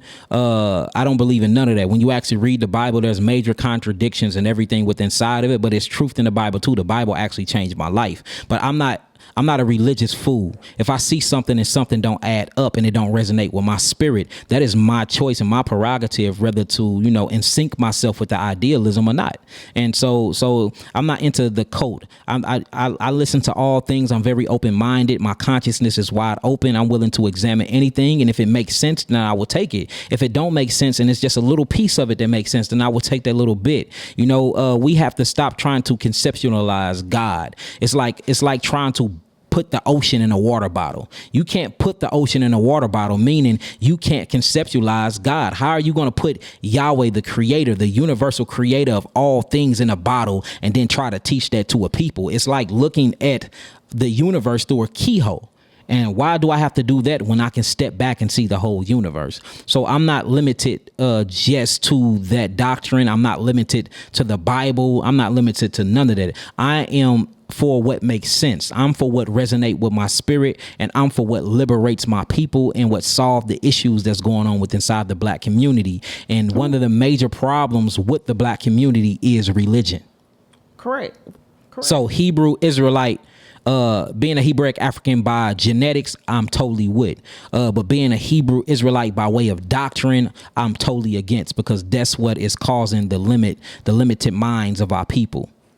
Okay, so you basically dissected the religion and chose kind of what parts to believe in? Not that necessarily. I chose to resonate with the parts that make sense, and that's a part of liberation. And for we instance, don't do that. no. For instance, in the Hebrew Bible, it says that you don't talk to the Egyptians, don't make covenant with the Egyptians. There's a difference between you and the Egyptians. I believe that mindset, due to mindset, yes, there's a psychological distinction between the two so-called groups. But if you check the biology and if you check the DNA, the Egyptians share, the Kemet they share the same exact DNA and chemical biology makeup as me.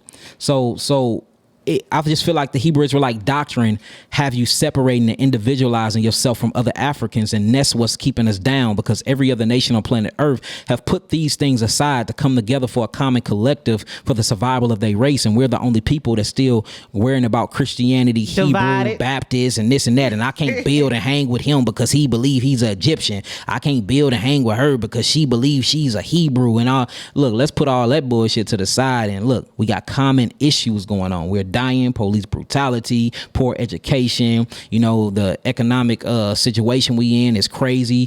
$2.3 billion passes our hands every single year, and we're not doing nothing with it. We could have been out of here. We could have been liberated our people, but religion and gangs is keeping us divided.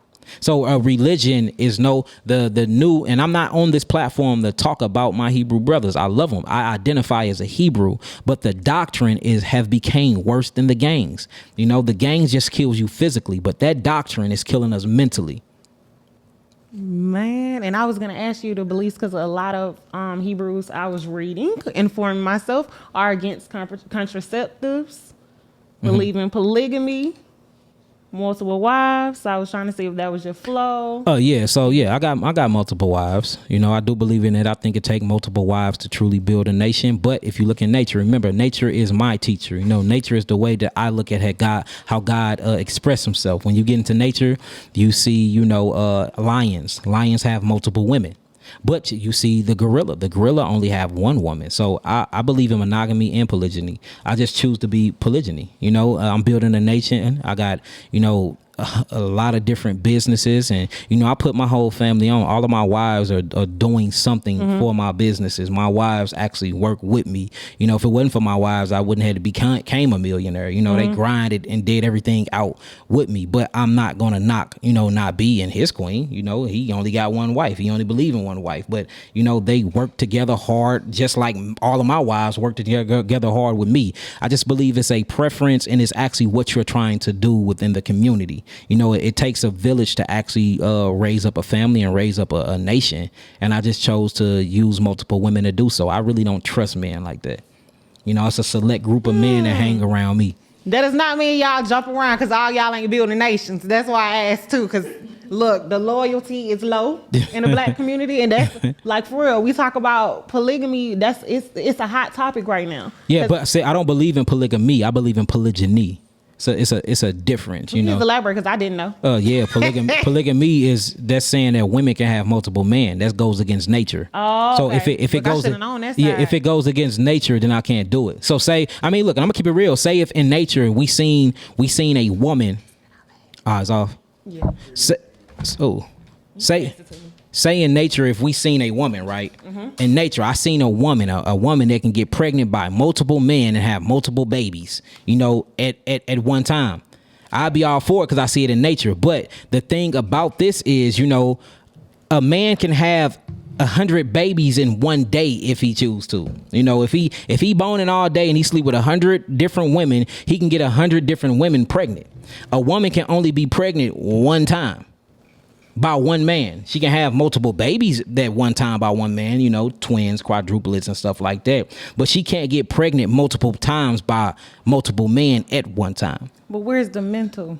Because the way it's used here, women, the way we're portrayed on TV is weak. If you're with a man, if the man has multiple women, he's most of the time treating them like shit. Let's be Well, I don't treat mine like shit, and my women are goddesses. My women make power moves. My women are millionaires. My women rule. Like my women are powerful. My women are divine. You know, I look at them like goddesses. They're a reflection of me, and I'm God, so I got goddesses. I don't have bitches, hoes, weak women. You know, they're my opposite strength.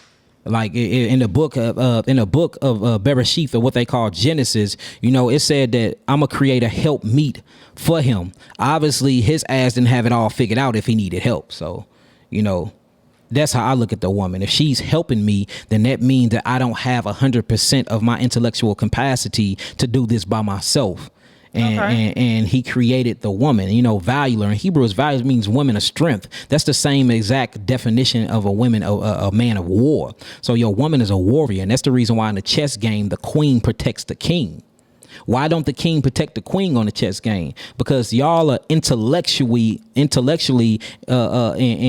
creatively, more in a intuitive sense is higher than our frequency. You know, I mean, by science, and I know I'm gonna get a lot of backlash from it, but you know, I don't give a fuck. The black woman is spiritually, intellectually heightened more than the black man. Okay. And that's the reason why. Because we create. Yeah, y'all create. Y'all wombs are the portals to earth. Can't no man come in this substance without coming through your womb, your vagina canal. That is the portal to this dimension. And then to go back to another dimension is through your womb. You know, so y'all, and it's deeper than that too. Just how intuitive y'all is, how y'all able. See, man is logical.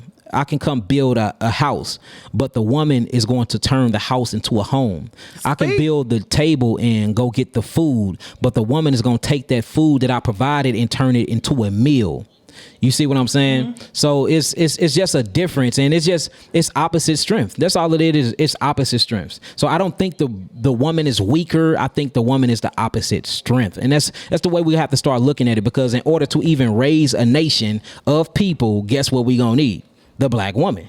Because without the womb of a black woman, you cannot raise any babies and won't nothing come through that matrix. So I think we need to stop. And that's another thing that I got about my Hebrew brothers. We tend to want to bash the women and act like the women is just like a piece of shit or a speck on the wall. Like they didn't birth Israel, or like without y'all, like Deborah and all the mighty things that y'all did for the survival of our nation, like y'all didn't do anything when actually y'all did everything. So, you know, it's just a different concept and a different ideology. Again, I'm cool. You can believe differently than me and we still can build, you know, long as you are not going against nature, then I'm cool with that. So, I mean, I agree to disagree with other people. People will say, YAH'KI, you wrong for that. I don't see it that way. But, you know, y'all always choose the masculine parts of religion to go by. And that's a form of homosexuality to me.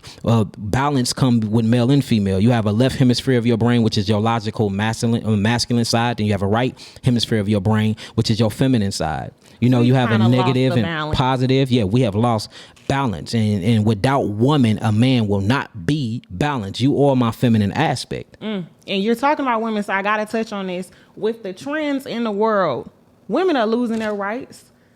Trans women are taking over a lot, and that's not knocking anything, but to sports, it's little girls who are... Yeah.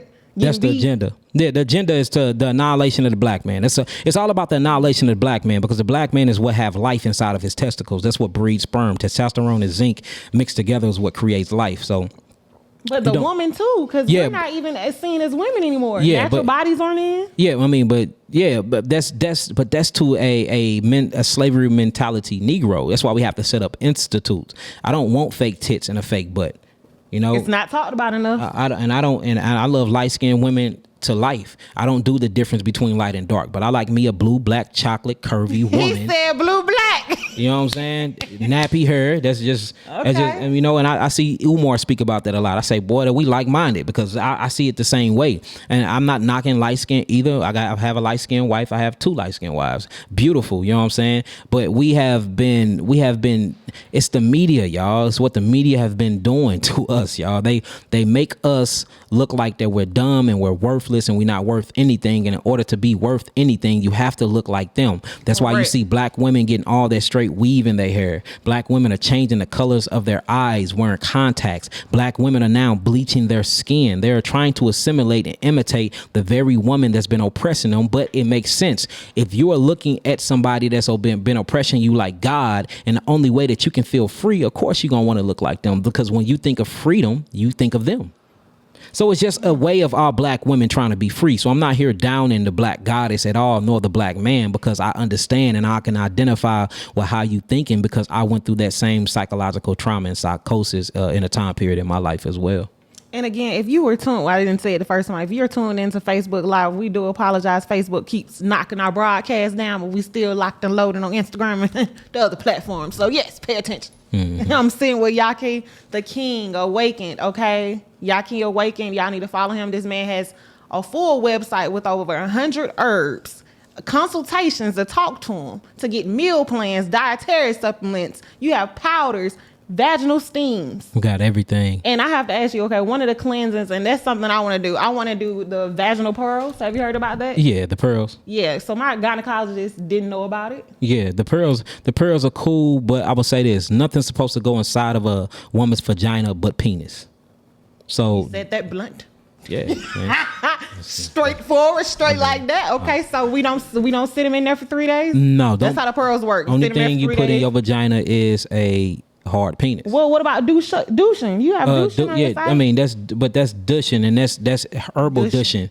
You know, when you douching, herbal douching, you just putting something in there and you spraying that electrical water to cleanse out the vagina canal. Well, we're told not to do that. And to regenerate the flora and the good bacteria inside of your vagina. The vagina have trillions and trillions of biobifidum bacteria in it and microbes in it, and it needs it because it's eat up the acidic acid that the endometrium cells that lines the cervix is producing. So you have something called the endometrium cells that lines your cervix, you know, and it's connected to the fallopian tubes, and this is what sheds its skin every month, and that's what produces blood. That blood is a menstrual cycle or a detoxification symptom. Your vagina canal cleanses itself every month. The only thing you're supposed to be sticking up there again is a erected penis. Nothing's supposed to go inside of that portal but life.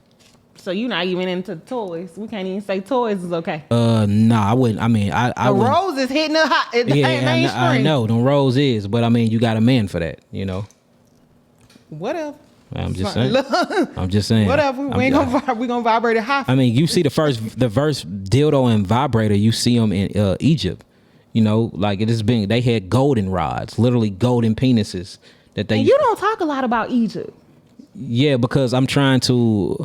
The reason why I don't identify with Egypt or Kemet a lot is because we have Negroes in America that needs to be breaking away from America first, you know, and then it's steps. Then we can go back through Christianity. Then from Christianity, which Christianity come out of ancient Kemet, we can go back into the Hebraic movement, and then we can go farther and back into Kemet. Then from there we can go to ancient Sumeria. It's steps to freedom, and people have to be taught history chronologically correctly. So that's the reason why you don't hear me speaking about it a lot, because we still got Negroes in the hoods being so oppressed, depressed, and suppressed by education and school systems. Let's talk about that first. Then we can start talking about deeper things in history once we get you up out of the muckety muck that we in now. Okay, so I know we're prolonging. Look, it's needed. Y'all need this information. We vibing out, but I do gotta ask. I just lost my thought on that. I'm listening. Yeah, rewind. I'm thinking about the last thing you just said. It lost me. And for those that's on my comment board, yes, douching is a bad thing if you're doing it the wrong way. If you're putting good bacteria back into the vagina to regenerate the flora and the microbiome in the vagina, that's a very good thing. I'm talking about douching with herbal teas and herbal water. I'm not talking about douching with fermented vinegar and alcohol mixed with water. That is very bad for the vagina. vagina. So make sure when y'all listening to me, y'all have y'all ears in tune to what I'm talking about. It's two different types of douching. Yeah, You have chemical douching and you have herbal douching. Herbal douching have been going, it goes all the way back to Kemet. It goes all the way back to Sumeria, the Anunnaki. I mean, it goes back millions of years, y'all, and it's not bad at all. But what about vaginal steaming? Vaginal steaming is very, very good, you know, especially if you get you the right chair, you can sit down, and steaming is good for you too. What do men do?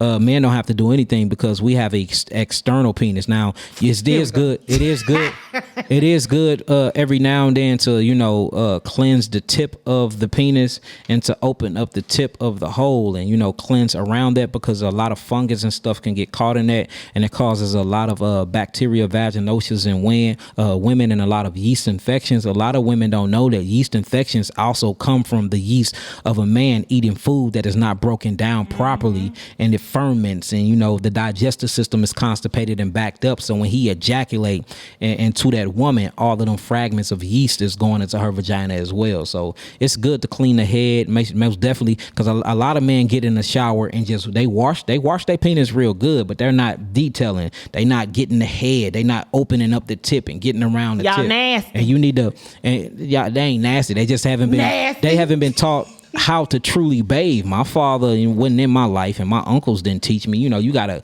get in there with them. Like me with my son, I got in there with, look, this is what you do. You know, this is what you do. This is how you clean it. I taught him how to pee. No, you pee like this. Quit, hold it like that. How he learned how to poop. I got him a potty thing. I sit on the toilet. He sits on the toilet. This is crazy. The other day I would have sat on the toilet to use the bathroom, and I had my phone.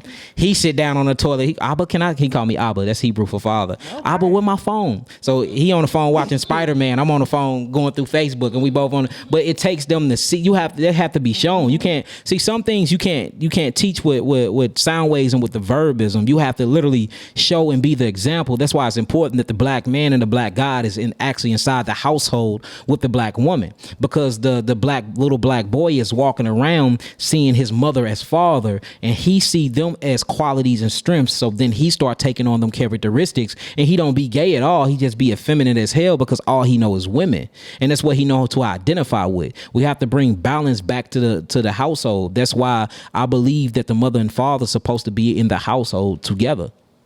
That's powerful, because I know you talk about a black family dynamic and how it's a big threat to the Babylonian infrastructure. Yes. You say that a lot on your page. Yes. That was a weapon that was actually produced in the about around 1740s is when this thing was produced, and the main thing was to destruct the black family and to get the black man up out of the household. That's why you have food stamps. That's why you have the welfare system. That's why you have public housing. Notice in public housing, you cannot have a man in the house, and it even went deeper, probably like 40 to 20 years ago, where they will go inside of the household to check to see if there was any signs of a man living there. And if the man was living there, you had to get your ass out. That sounds like the census. Yeah, no, that's why they be knocking on my door. Get your ass away from my. You ain't finna be counting numbering Israel. David got punished for numbering Israel. You ain't finna be numbering us, seeing how many of us it is. They say that's the way we are stimulated. It is, and that's the way they create redlining, marginalizing. That's how they know which people they gonna give loans to. They have to create a census. Let's go door to door to see how many niggas in this neighborhood, and then now we know by this zip code. If they come and ask for a bank loan and they put in this zip code, we ain't giving them a damn thing. Do you pay attention to the drones flying over the black area? Yes, I pay attention. I'm open. Like, well, look, I shouldn't ask you that, but I gotta ask. Let me talk to you like I'm about to put you on something. Have you seen the drones flying at nighttime? Yeah, my third eye wide open. No, I'm very observative. So in the black community. Yeah, in the black community. Yeah, it's called. If y'all don't know, anytime war come, before war, you have to spy. You have to collect data. That's what they did in the Bible when they finally went into the Holy Land. Moses sent men to go spy on the land and then come bring back intellectual properties and intellectual information of the warriors. That's the same thing. We're being monitored for they can see how we moving and reacting for when they move in and implement their plan. They'll catch us with our pants down. It's just all of these are strategies of war. So you feel like a war is coming soon? No, we are in a war coming soon. What do you think that is when Race you're war? black? Which war? All of them. What do you think it is when a white man kill a black man in the street? That's war. Okay. What you think when they putting chemtrails in the skies that's killing you and putting all type of nanobot technology inside of your bloodstream? That's war. So do we turn this? What you think cheek? when they turn the other cheek? No, that's the white Jesus. I don't believe in white Jesus. Oh, I don't believe in So turning we the other supposed to cheek. fight back. Yes, you stand up and you fight. Just like in the Bible, he told them if you want that land, you got to go fight for that land. Go kill the Canaanites. Go kill the Hittites, the Jebusites, and take the land. Take the promised land. Same thing that's going to have to happen with us. We're going to have to take the promised land. And they say until blood is shed, that's when change will start. Look, and that's the realest statement ever. That sound like Marcus Garvey or Huey P. Newton. Malcolm X. All our powerful leaders. Look, it's big. Yeah, man. Dr. Ben Clark, Dr. Amos Wilson. There's so many of them. I just. If I ask you, do you read? I read a book a day. Like the full book? Yeah, well, not now. I used to, but I've been so busy now, and I probably read like a half a book a day. Like I just stayed up till I ain't even been to sleep yet. Yeah, because I 3 hours. Because I had to study, and I knew if I went to sleep, I wouldn't be here right now. So I stayed up and I read the book. I was reading Building a Black Nation by Kume Antum. It's a real good book, and it just shows you the 4 steps to freedom, man. We implementing it in our plan too. So before we wrap, do you believe Killer Mike did a show a couple of years ago where it's called Killer Mike Trigger Warning, where he sat and did a whole recreation of black people. Like he went to the government. Yeah, no, yeah, it was deep. It was deep. I like that. Can we do that? Do you feel like we can literally create a nation? Yes, and still be here though. Yeah, we are already a nation. If you look in the book of Jeremiah chapter 29, this is when Yisrael was going into captivity under Nebuchadnezzar in Babylon. He told them in the midst of their enemies to build ye houses, to plant ye vineyards, to marry your sons and your daughters amongst each other, and stay separated and unique and different from everybody.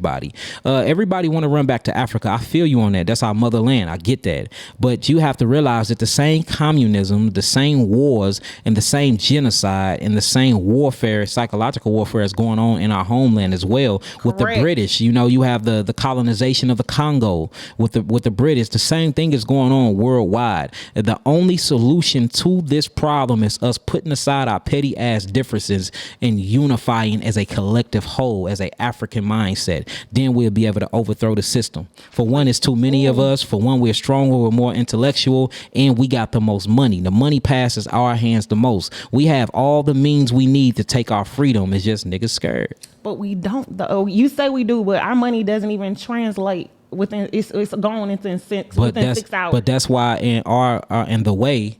When y'all bring Nabi back, he's going to talk about the financial literacy institute that we building in the system, and it's going to be here in Atlanta. But we gonna talk because I need some credit repair too. But we have something within Heaven Sent, which is another branch of the movement that we have that teach you how to get your credit together. I told you to add me to the branch. To show you credit leverage, So I need it. Look, we're gonna sit down, King. He got some powerful kings in the house. Look, it's a network, like he says. It's teams. Great minds think alike. They're linked, connected. So you can't have. That's what Africans stand for. African stands for people, not individuals. African is a people. I know y'all hate the word because it comes from Africanus. I know y'all hate the word America because it comes from Americanus, and these are two great colonizers. But I use the word African because we identify with that.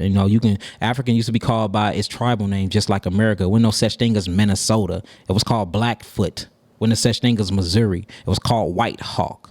When the such thing as Tennessee, it was called a ribbon bird. You see what I'm saying? Have you ever heard that we are Africa because of red dirt?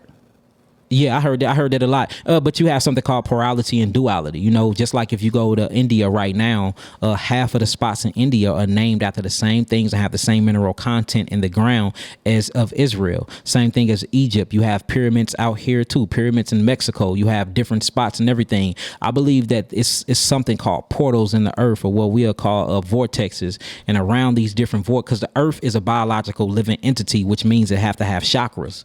So every continent, you have 7 continents continents. On every continent, you have a chakra within the earth. And this chakra mimics the exact same thing down to even the geopolitical structure, down to the minerals, down to the energy, down to the vortex. It mimics the same thing as every other chakra on every other continent and every other 7 seas. See, we have to identify with the 7. The 7 is a very, very beautiful number because it represents completion, and all things live and is connected by 7 degrees, and that's how Earth is. So I believe that you can look inside of America and find Africa or find the Holy Land. I do.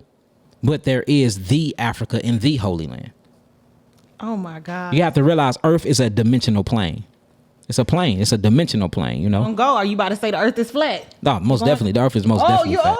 Your Earth is flat theory. Well, I wouldn't say flat, but it ain't round. It's a plane. It's not the globe. That's why you get on the airplane. What is a plane? When you look at a plane, it's a flat surface. So, you know, I don't, and again, you know, I've never been to the top of this deal and looked down. So conclusively, I can't tell you. And I'm humble enough and intellectual enough to say I really don't know. But from common sense and from what I've seen and what I studied, this deal is most definitely not round like a globe.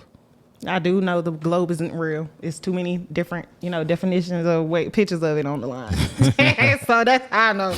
But look, I thank you for coming down. This has been a great, insightful vibe. Like, one of the things you talked about is us getting to know each other by learning in chronological order. It took me a long time to get that out. What is the first step for us refreshing? The first step. Food. Follow the food. Everybody say follow the money. No, follow the food. Follow the food. Follow the food. I got that. Follow the food. You follow the food and you change your diet. The information and the intellectual properties from the food will have you start identifying with the ancestral genetic codes that's inside of it. Food is what unlocks DNA, because food is what rebirths your DNA. But you're not saying go full alkaline, or are you saying we need to go full alkaline? I think we need to go more than full alkaline. You know, you have the Dr. Sebi alkaline, and then you have the true alkaline. The true alkaline is fruits and vegetables without it being cooked. You don't see animals in nature cooking their food. I've never seen a gorilla with a pot and pan and some canola oil. Have you eaten meat before? Yes, of course. I ate meat all throughout my life, all the way up until about 8 years ago. How long did it take you to get off of it? I'm the type of person, when it's wrong and I know it's wrong and I feel like I'm going to die, just like I stopped cold turkey snorting cocaine.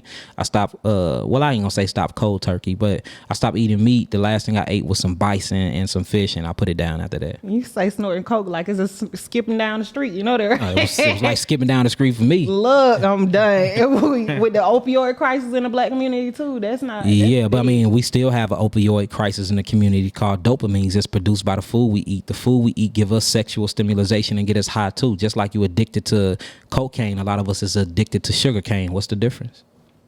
Look, you blowing my mind. Y'all take? Look. It's all neurological toxins. So this is YAH'KI Awakened. This is No Division Uncut. It's been a vibe. I thank y'all for tuning in. Do you want to say some farewell words? I just tell y'all to, you know, you are God. Look in the mirror.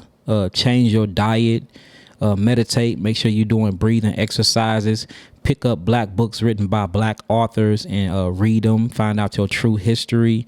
Don't be limited minded. Get out of religion, because that shit is oppressing us, depressing us, and oppressing us. Stick with black women. Have black babies. Stick with black men and have black babies. Quit giving all of our love and our intellect and our genetic codes over into these different races of species of man, and just love yourself so we can really build. Let's put aside of all our differences and ideologies, and let's come together as a collective African whole, and let's take our freedom. This is No Division Uncut. You've been locked in, tapped in, tuned in, and connected. It's been a vibe. I thank you for connecting. You heard the king. All right, hey, peace, love, light, and healing. Peace to the gods, peace to the earth. Peace. We out. Thank you. That was dope. All praise. Woo!